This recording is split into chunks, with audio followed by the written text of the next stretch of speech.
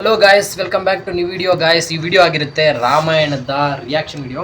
Reaction ಅನ್ನೋದಕ್ಕಿಂತ already trailer ತುಂಬ ಜನ ನೋಡಿರ್ತೀರಾ. ಏನಿದೆ ಅಂದರೆ ಸಕ್ಕತ್ತಾಗಿ ಬಂದಿದೆ. ಮತ್ತು ಟ್ರೈಲರು ಎಲ್ಲರಿಗೂ ಚಿಕ್ಕ ವಯಸ್ಸಿಂದನೂ ಅವ್ರು ಕೇಳಿ ಬೆಳೆದಿರುವಂಥದ್ದು ಕತೆ ರಾಮಾಯಣ ಅಂತ.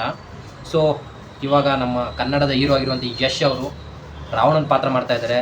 ಸಾಯಿ ಪಲ್ಲವಿ ಸೀತಾ ಕ್ಯಾರೆಕ್ಟರ್ ಎಲ್ಲರೂ ನೋಡಿದ್ರೆ ಆಲ್ರೆಡಿ. ಅದ್ರದ್ದು ಇನ್ನೊಂದು ರೀತಿ ನನ್ನ ಎಕ್ಸ್ಪ್ಲನೇಷನ್ ಹೆಂಗಿರುತ್ತೆ ನನ್ನ ಚಾನಲಲ್ಲಿ ಅಂತ ಇದಿರುತ್ತೆ. ಸೊ ಬನ್ನಿ ಹೆಂಗಿರುತ್ತೆ ಅಂತ ಎಕ್ಸ್ಪ್ಲೇನ್ ನೋಡ್ತೀನಿ ಗಾಯ್ಸ್. ಅದ್ರದ್ದು ಓಪನಿಂಗ್ ಆಗ್ತಾ ಇದ್ದಂಗೆ ಮಾನ್ಸ್ಟಾರ್ ಮೈಂಡ್ ಕ್ರಿಯೇಷನ್ ಅಂತ ಯಶ್ ಅವರು ಅಲ್ಲಿ ಹೆಜ್ಜೆ ಇಟ್ಕೊ ಬರೋದು ನೋಡ್ಬೋದಾಗಿರುತ್ತೆ ನೀವು. ಆ ರೀತಿ ಸಕ್ಕತ್ತಾಗಿದೆ ಫ್ರೇಮ್ ಮಾತ್ರ. ಅವ್ರು ಹೆಜ್ಜೆ ಇಟ್ಟಾಗ ಆ ನೀರೆಲ್ಲ ಹೋಗೋದು ಮುಂದೆ, ಅವರು ಪೂರ ಅವ್ರದ್ದೆಲ್ಲ ಕವರ್ ಮಾಡ್ಕೊಂಡು ಒಳಗಡೆ ಹೋಗ್ತಾ ಇರಬೇಕಾದ್ರೆ ಡೋರ್ ಮುರಿದು ಒಳಗಡೆ ಹೋಗುವಂಥದ್ದು. ಅಂದರೆ ತಪಸ್ ಮಾಡಿರೋ ಗೆಟಪ್ಪು ಅದು. ಅಲ್ಲಿ ಬಂದು ಫಸ್ಟ್ ಯುದ್ಧ ಮಾಡ್ದಂಗೆ. 3 ಲೋಕಗಳಿದೆ ನಿಮಗೆ ಗೊತ್ತಿದೆ, ಭೂಲೋಕ ಮತ್ತು ದೇವಲೋಕ ಮತ್ತು ಪಾತಾಳ ಲೋಕ ಅಂತ. ಸೊ ಯಶ್ ಅವ್ರದ್ದು ಫ್ರೇಮ್ ನೋಡ್ಬೋದಾಗಿರುತ್ತೆ ಇಲ್ಲಿ. ಅವ್ರು ಯಾವ ಥರ ಮುಂದೆ ಹೋಗ್ತಾ ಇರುವಾಗ ರಾಜನ ರೀತಿ ಗೆಟಪ್ ಮಾತ್ರ ಅಲ್ಟಿಯಾಗಿದೆ. ಬ್ಲ್ಯಾಕ್ ಡ್ರೆಸ್ಸಲ್ಲಿ ಆ ವೈಟ್ ಫ್ರೇಮ್ ಮಧ್ಯೆ ಅವರು ಬ್ಯಾಕ್ ಡ್ರೆಸ್ಸಲ್ಲಿ ಇದ್ದದ್ದು ಅಲ್ಟಿಯಾಗಿ ಕಾಣುತ್ತೆ. ಬೆಂಕಿ ಮಧ್ಯೆ ಬರುವಂಥದ್ದು, ಅಷ್ಟು ಜನ ನಿಂತಿರಬೇಕಾದ್ರೆ ಒಂದು ಸೆಂಟ್ರಲ್ ಪವರಾಗಿ ನಿಂತಿದ್ರಲ್ಲ, ಅದು ಮಾತ್ರ ಅಲ್ಟಿಯಾಗಿ ಕಾಣ್ತಿತ್ತು. ಮತ್ತು ದೇವಲೋಕದಲ್ಲಿ ಆನೆಗೆ ಫ್ಲೈಯಿಂಗ್ ಹಾಕಿದ್ರಲ್ಲ, ಅದು ಮಾತ್ರ ಅಲ್ಟಿಯಾಗಿದೆ ಕ್ರಿಯೇಷನು. ಆ ವೈಟ್ ನೋಡಿ ಅಲ್ಲಿ ಮೇಲ್ಗಡೆ ಎಲ್ಲ ಯಾವ ಥರ ಕಾಣುತ್ತೆ ಅಂತ. ಲುಕ್ ಮಾತ್ರ ಅಷ್ಟು ಸಕ್ಕತ್ತಾಗಿದೆ. ಫ್ರೇಮ್ ಬೈ ಫ್ರೇಮ್ ಕೊಟ್ಟಿರುವಂಥದ್ದು ನೋಡ್ಬೋದಾಗಿರುತ್ತೆ ಇಲ್ಲಿ. ಪೂರ ಅಲ್ಲಿ ವೈಟ್ ಏನಿದೆ ಅದು ಡೆಕೋರ್ ಮಾಡಿರುವಂಥದ್ದು ಅಷ್ಟು ಸಕ್ಕತ್ತಾಗಿದೆ. ಕೃಷ್ಣ ಅವತಾರ ನಿಮಗೆ ಗೊತ್ತಿದೆ, ರಾಮ ಬರ್ತಾರೆ, ಕೃಷ್ಣನ ಅವತಾರ ನೋಡ್ಬೋದಾಗಿರುತ್ತೆ. ಮತ್ತು ದಶರಥ ಅವರು ವರ ಪಡೆದ ಮೇಲೆ ರಾಮನ ಜನನ ಆಗಿದ್ದು ಅಂತ ಬಿಲ್ ಬಿಡೋದಾಗಿರ್ಬೋದು. ಸಕ್ಕತ್ತಾಗಿದೆ ನೋಡಿ. ಇಲ್ಲಿ ರಣಬೀರ್ ಕಪೂರ್ ಕಣ್ಣು ಕಟ್ಕೊಂಡು ಧನುಸ್ ಬಿಡ್ತಾರಲ್ಲ, ಆ ಗೆಟಪ್ ಆಗಿರ್ಬೋದು. ಇಲ್ಲೊಂದು ಕ್ರಿಯೇಚರ್ ರೀತಿ ಮಾತ್ರ ಗ್ರಾಫಿಕ್ಸ್ ಆ ಥರ ವರ್ಕ್ ಆಗಿದೆ ಅಂತ ಹೇಳ್ಬೋದಾಗಿರುತ್ತೆ. ಅಲ್ಲಿ ತಂದೆಗೆ 14 ವರ್ಷ ವನವಾಸಕ್ಕೆ ಹೋಗ್ತೀನಿ ಅಂತೇಳಿ ಸೊ ಪ್ರಾಮಿಸ್ ಮಾಡಿ ಇಲ್ಲಿ ಹೋಗ್ತಾ ಇರುವಂಥದ್ದು ಎಲ್ಲ ಕೈಕೆ ಗೊತ್ತಿರುತ್ತಲ್ಲ ನಿನಗೆ. ಭರತನಿಗೆ ರಾಜ್ಯ ತಪ್ಪೋಗುತ್ತೆ ಅಂತೇಳಿ ತನ್ನ ರಾಮನ ಹತ್ರ ಹೋಗಿ ಕೇಳ್ಕೊಂಡಾಗ ದಶರಥ ಯೂಶ್ವಲಿ ಅದನ್ನು ಹೋಗಿ ಹೇಳ್ತಾರೆ. ಸೊ ಇಲ್ಲಿ ಧನುಸ್ ಮುರಿಯೋದು ನೋಡೋದಾಗಿರ್ಬೋದು ನೀವು. ಆಮೇಲೆ ಕೈಕೆ ಹತ್ರ ಮಾತಾಡೋದು, ಈ ಥರ ವನವಾಸ ಕಳಿಸ್ಬೇಕು ಅಂತ. ಸೀತೆ ಹತ್ರ ಮದುವೆ ಆಗೋದು, ಅದು ಧನುಸ್ ಮುರಿದು. ರಾಮ ಸೀತೆಯ ಕಾಂಬಿನೇಷನ್ ನೋಡೋದಕ್ಕೆ ಸಖತ್ತಾಗಿದೆ. ರಣಬೀರ್ ಕಪೂರ್ ಮತ್ತು ಸಾಯಿ ಪಲ್ಲವಿ ಯಾವಾಗಲೂ ನೋಡ್ತಿದ್ದು ಅದು ಅವರಿಬ್ಬರು ವನವಾಸದ ಸೀತೆ ಕೊಡ್ತಿದ್ದು. ಇಲ್ಲಿ ರಾಜ್ಯದಲ್ಲೂ ಅವ್ರು ಸೀನ್ ಕೊಟ್ಟಿದ್ದಾರೆ. 14 ವರ್ಷಕ್ಕೆ ಎಲ್ಲನೂ ತ್ಯಜಿಸಿ ಹೋಗ್ತಾರಲ್ಲ, ನೋಡೋರಿಗೆ ಒಂದು ರೀತಿ ಅದು ಐಕಾನಿಕ್ ಸೀನ್ ಥರ ಕ್ರಿಯೇಟ್ ಆಗುತ್ತೆ ಪಕ್ಕ ಗಾಯ್ಸ್. ಆ ರೀತಿ ಇದೆ ವಿಜುವಲು. ದಶರಥ ಮತ್ತೆ ಕೇಳ್ಕೊಳ್ತಾನೆ, ಹೋಗ್ಬೇಡ, ಬಿಟ್ಟು ನಮ್ಮನ್ನೆಲ್ಲ ಅಂತ. ಬಟ್ ಅವ್ರನ್ನೆಲ್ಲ ತೊರೆದು ವನವಾಸಕ್ಕೆ ಹೋಗೋದಿದೆಯಲ್ಲ, ಅದ್ರ ಜೊತೆ ಲಕ್ಷ್ಮಣನು ಹೋಗ್ತಾನೆ ಗಾಯ್ಸ್. ಇನ್ನು ಲಂಕಾಧಿಪತಿ ಅವಳ ತಂಗಿ ಶೂರ್ಪನಖಿ ಎಲ್ಲ ಇವಳೇ ಗಾಯ್ಸ್ ಮೈನ್. ಅದಕ್ಕೆ ಟರ್ನಿಂಗ್ ಪಾಯಿಂಟ್ ಸಿಕ್ಕಿದ್ದೆ ಶೂರ್ಪನಖಿಯಿಂದ. ಅವಳು ರಾಮನ್ ನೋಡಿ ಇಷ್ಟಪಡದೆ ಹೋಗಿದ್ರೆ ಸರಾಯ್ತಿತ್ತು. ಅವಳು ಬಂದು ಇಷ್ಟಪಡ್ತೀನಿ ಅಂತ ಹೇಳಿದಾಗ ಲಕ್ಷ್ಮಣ ಮೂಗು ಕುಯ್ತಾರಲ್ಲ, ಆ ಸೀನು ಇದು ನೋಡ್ಬೋದಾಗಿರುತ್ತೆ. ಸಾಯಿ ಪಲ್ಲವಿ ಅವರೆಲ್ಲ ಇರ್ತಾರೆ, ಸೀತೆ ಅವರು. ಆಮೇಲೆ ಹೋಗಿ ಶೂರ್ಪನಖಿ ಕಂಪ್ಲೇಂಟ್ ಮಾಡ್ತಾರೆ ರಾವಣಂಗೆ. ಆಮೇಲೆ ರಾವಣ ಬಂದು ಸೀತೆನ ಪುಷ್ಪಕ ವಿಮಾನದಲ್ಲಿ ಹೋಗ್ತಾ ಇರೋ ದೃಶ್ಯ. ಆಮೇಲೆ ನಿಮ್ಗೆ ಗೊತ್ತಿರುತ್ತಲ್ಲ, ಅದು ಲಕ್ಷ್ಮಣ ರೇಖೆ ಹಾಕಿರ್ತಾರೆ, ಅದೇ ಫುಲ್ ಫೇಮಸ್ ಆಗಿದೆ ಲಕ್ಷ್ಮಣ ರೇಖೆ. ಆಮೇಲೆ ಸಾಯಿ ಏನು ಸೀತೆ ಕ್ಯಾರೆಕ್ಟರ್ ಇರ್ತಾರೆ, ಅವ್ರನ್ನ ಟಚ್ಚು ಕೂಡ ಮಾಡಿರಲ್ಲ ರಾವಣ. ಪುಷ್ಪಕ ವಿಮಾನ ಕರ್ಕೋಗಿರ್ತಾರೆ. ಆಮೇಲೆ ಈ ರಾಮ ಲಕ್ಷ್ಮಣ ಇವರೆಲ್ಲರೂ ಸೀತೆಯನ್ನು ಬಿಡಿಸೋದಕ್ಕೋಸ್ಕರ ಬರ್ತಾರೆ. ಇಲ್ಲಿ ಒಂದು ಪಾಯಿಂಟ್ ಮಿಸ್ ಆಗಿದ್ದು ಅಂದ್ರೆ ಗಾಯ್ಸ್, ಒಂದು ಕಡೆನೂ ಹನುಮಂತನ ತೋರಿಸಿಲ್ಲ. ರಾವಣ ರೂಲ್ಡ್ ಬೈ ರಿವೆಂಜ್ ಅಂತ ರಾವಣನ ಕ್ಯಾರೆಕ್ಟರ್ನ ಆ ಥರ ಕೊಟ್ಟಿದ್ದಾರೆ ನೋಡಿ. ಇಲ್ಲಿ ಇದು ಕೂಡ ಸಕ್ಕತ್ತಾಗೈತೆ ವಿಜುವಲ್ ಯಾವ ಥರ ಇದೆ ಅಂತ. ರಾಮ ಬಾಂಡ್ ಟು ಪ್ರೊಟೆಕ್ಟ್, ಎಲ್ಲನೂ ಪ್ರೊಟೆಕ್ಟ್ ಮಾಡೋದಕ್ಕೋಸ್ಕರ ರಾಮ ಇದ್ದಾನೆ ಅನ್ನೋ ವಿಜುವಲ್ ಇದೆ. ಇಲ್ಲಿ ನೋಡಿ ಪರಶುರಾಮ ಅವರು ಬಿಲ್ಲನ್ನು ಕೊಡ್ತಾ ಇರುವಂಥದ್ದು ರಾಮನಿಗೆ. ಇದು ಸಕ್ಕತ್ತಾಗಿದೆ. ಈ ಫ್ರೇಮ್ ನೋಡಿ ಎಷ್ಟು ಸಕ್ಕತ್ತಾಗೈತೆ ಅಂದರೆ, ಇದು ಆಂಧ್ರ ಪ್ರದೇಶದಲ್ಲಿ ಒಂದು ಪ್ಲೇಸ್ ಕೂಡ ಇದೆ, ಲೇಪಾಕ್ಷಿ ಅಂತ, ಅದು ಫೇಮಸ್ಸು. ಆಮೇಲೆ ಇದು ಭರತ ಬಂದು ಅಣ್ಣನ ಹತ್ರ ಪಾದಕೆಗಳನ್ನ ಈಸ್ಕೊಂಡು ಹೋಗಿ ರಾಜ್ಯಭಾರನ ಹಂಗೆ ಮಾಡ್ತಾರೆ. ಸೊ ಗಾಯ್ಸ್, ಇದಿಷ್ಟು ಏನು ಸ್ಟೋರಿ ಹೇಳಕ್ಕೆ ಇಷ್ಟಪಡುತ್ತೆ ಅಂತ ಹೇಳಿದ್ರೆ, ರಾಮಾಯಣ ಸ್ಟೋರಿ ಆಲ್ಮೋಸ್ಟ್ ಎಲ್ಲರಿಗೂ ಗೊತ್ತೇ ಇರುತ್ತೆ. ಸೀತೆದು ಹೆಂಗಾಗುತ್ತೆ ಅಂದರೆ, ಭೂಮಿಯಲ್ಲಿ ಉಳಬೇಕಾದ್ರೆ ಜನಕ ಅಲ್ಲಿ ಸೀತೆ ಭೂಮಿಯಲ್ಲಿ ಸಿಕ್ಕುವಂಥದ್ದು ಉಳಬೇಕಾದ್ರೆ. ಅದಾದಮೇಲೆ ಅಲ್ಲಿಂದ ತಗೊಬಂದು ಸಾಕಿರ್ತಾರೆ ಇವಾಗ ನೇಪಾಳ ಇರ್ತಲ್ಲ, ಅಲ್ಲಿ ಸೀತೆದು ಜನನ ಆಯಿತು ಅಂತ ಹೇಳ್ಬೋದಾಗಿರುತ್ತೆ. ಜನಕ ರಾಜನ ಮಗಳು ಜಾನಕಿ. ನೆಕ್ಸ್ಟ್ ಇಲ್ಲಿ ದಶರಥ, ರಾಮ, ಲಕ್ಷ್ಮಣ, ಶತ್ರುಘ್ನ, ಭರತ ಮತ್ತು ಶತ್ರುಘ್ನ 4 ಜನ ಇವರು ಅಣ್ಣ ತಮ್ಮಂದಿರಿರ್ತಾರೆ. ಸೊ ಮೇಯ್ನ್ ಸ್ಟೋರಿ ನಡ್ಕೊಬರ್ತಾ ಇರಬೇಕಾದ್ರೆ ಟ್ವಿಸ್ಟ್ ಸಿಕ್ಕದಿಲ್ಲಿಂದ ರಾವಣ ಇದುವರೆಗೂ ಒಂದ್ಸರಿನೂ ಮೀಟ್ ಆಗಿರಲ್ಲ. ಫಸ್ಟ್ ಸೀತೆ ಚಿಕ್ಕ ವಯಸ್ಸಲ್ಲಿ ಆಡಿ ಎಲ್ಲ ರಾಜ್ಯ ಅದನ್ನೆಲ್ಲ ಸುಭಿಕ್ಷವಾಗಿ ಬೆಳೆದಿರುವಂಥ ಹೆಣ್ಮಗಳು. ಒಂದು ಸರಿ ಬಿಲ್ ಇರಬೇಕಾದ್ರೆ ಅದನ್ನು ತಗೊಂಡು ಅವ್ರ ಸ್ನೇಹಿತರ ಜೊತೆಗೆ ಆ ಬಿಲ್ಲ ಎತ್ಕೊಂಡು ಅವರು ಎತ್ತಿರ್ತಾರೆ. ನೆಕ್ಸ್ಟು ಸ್ವಯಂವರ ಬಂದಾಗ ಸೀತೆನ ಮದುವೆ ಆಗಬೇಕಾದ್ರೆ ಇಡೀ ಯಾರ್ಯಾರು ಇದ್ದಾರೆ ರಾಜ ಮಹಾರಾಜರು ಎಲ್ಲರಿಗೂ ಕೂಡ ತಿಳಿಸ್ಕೊಡ್ತಾರೆ. ಆಗ ಆ ಬಿಲ್ಲನ್ನು ಯಾರು ಎತ್ತಾರೆ ಅವ್ರಿಗೆ ಸ್ವಯಂವರದಲ್ಲಿ ಆ ಥರ ಮದುವೆ ಮಾಡಿಕೊಡೋದು ಅಂತ. ಆ ಸ್ವಯಂವರದಕ್ಕೆ ಎಷ್ಟೋ ರಾಜರೆಲ್ಲ ಬರ್ತಾರೆ, ಅದನ್ನು ಎತ್ತಕ್ಕೆ ನೋಡ್ತಾರೆ, ಆಗಿರಲ್ಲ ಸ್ವಯಂವರದಲ್ಲಿ.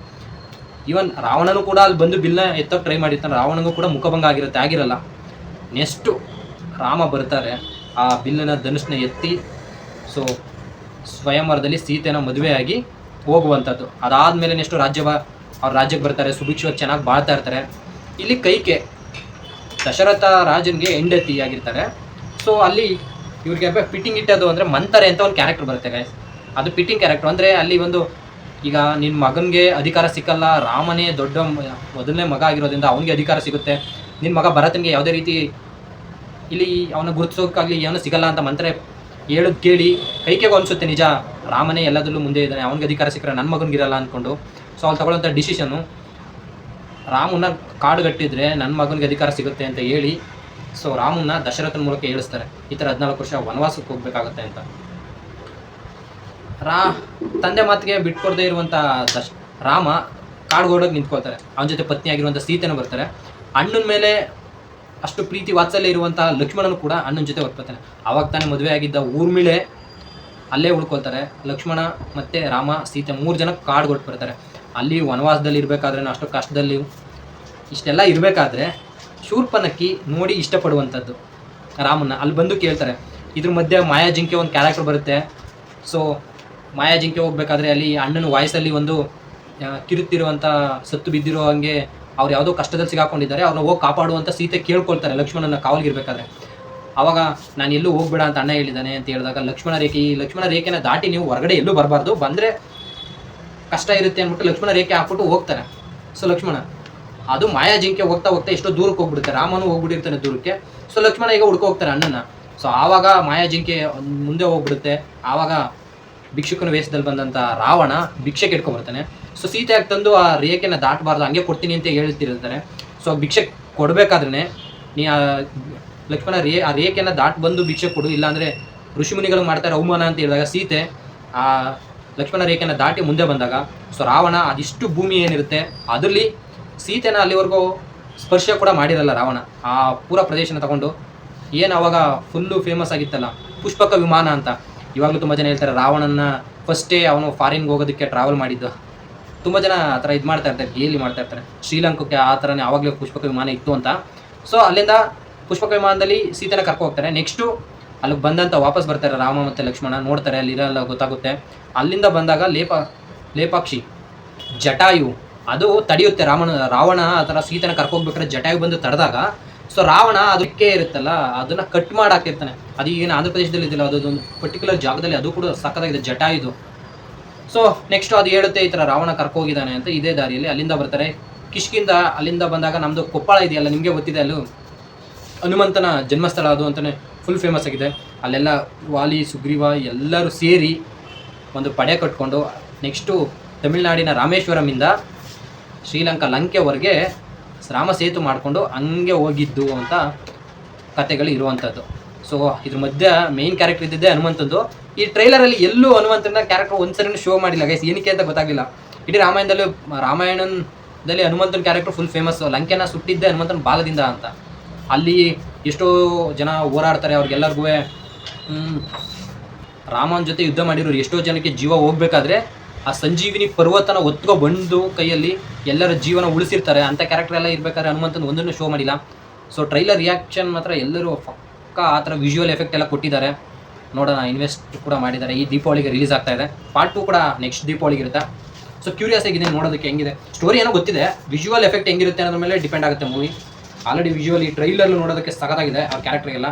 ಆದಷ್ಟು ಬೇಗ ಈ ದೀಪಾವಳಿಗೆ ಬರ್ತಾ ಇರೋದ್ರಿಂದ ಎಲ್ಲರೂ ವೆಯ್ಟ್ ಮಾಡ್ತಾ ಇದ್ದಿದ್ದು ಇಲ್ಲಿ ಮುಗಿದಿದೆ. ಸೊ ಇದಿಷ್ಟಾಗಿದೆ ಗೈಸ್ ಈ ವಿಡಿಯೋ ಇಷ್ಟವಾಗಿದೆ ಲೈಕ್ ಮಾಡಿ, ಶೇರ್ ಮಾಡಿ, ಹಂಗೆ ಸಬ್ಸ್ಕ್ರೈಬ್ ಮಾಡ್ಕೊಳ್ಳಿ. Thank you so much. ನಿಮ್ಗೇನು ಅನಿಸುತ್ತೆ ಅಂತ ಅನಿಸಿಕೆನ ಕಮೆಂಟ್ ಮಾಡಿ. ನನಗೊಂದು ಕಡೆ ಅನ್ನಿಸ್ತಾ ಇತ್ತು ರಾವಣನ ಕ್ಯಾರೆಕ್ಟರ್ಗೆ ಯಶ್ ಅವ್ರು ಸೂಟ್ ಆಗಿದ್ದಾರೆ, ರಾಮನ ಕ್ಯಾರೆಕ್ಟರ್ ಓಕೆ ರಣಬೀರ್ ಕಪೂರ್ ಬೇರೆ ಯಾರಾದರೂ ಮಾಡ್ಬೋದಾಗಿತ್ತ ಅಂತ. ನಿಮಗೆ ಯಾರು ಅನಿಸುತ್ತೆ ಬೇರೆಯವ್ರ ಕ್ಯಾರೆಕ್ಟರ್ ಯಾರು ಇರ್ಬೋದಾಗಿತ್ತು ಅಂತ ಅದು ಕೂಡ ಕಮೆಂಟ್ ಮಾಡಿ. ನೆಕ್ಸ್ಟ್ ವಿಡಿಯೋದಲ್ಲಿ ಸಿಗೋಣ, ಬಾಯ್.